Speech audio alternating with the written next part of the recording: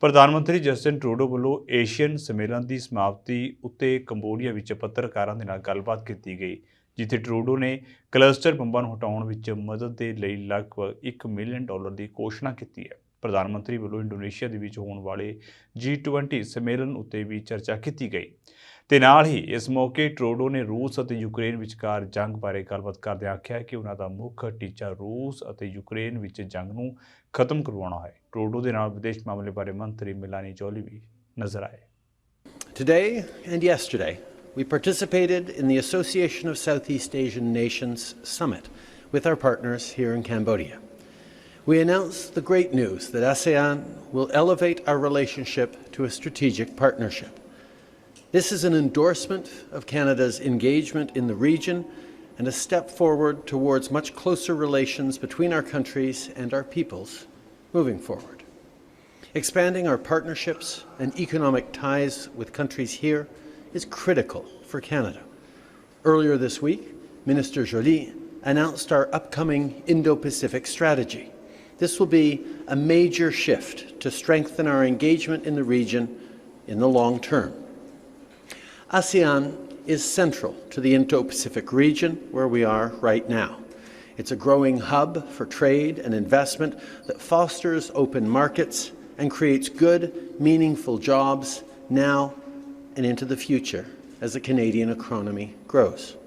The Indo-Pacific is a priority for Canadians. We'll also invest in a new Canadian trade gateway in Southeast Asia, a trade gateway that will help Canadian businesses expand into Indo-Pacific markets, linking them to incubators, entrepreneurs, and accelerators. These investments will mean more jobs for Canadians and more growth for ASEAN economies. While we invest to create more jobs and more opportunities for people, we're also working to build a more resilient future. Around the world, over the past years, we've been seeing flooding, hurricanes, and wildfires caused by climate change. The consequences of climate change are real for our communities and for our economies. Many countries in Southeast Asia, especially coastal ones with islands, just like Canada, are even more vulnerable to climate change. Over the next 5 years, we'll invest here in the Indo-Pacific region to increase international assistance to partner countries, including support for sustainable and climate-resilient infrastructure. We're also stepping up our work to protect the environment. Canada has world-class expertise in oceans management, and we can use this expertise to help.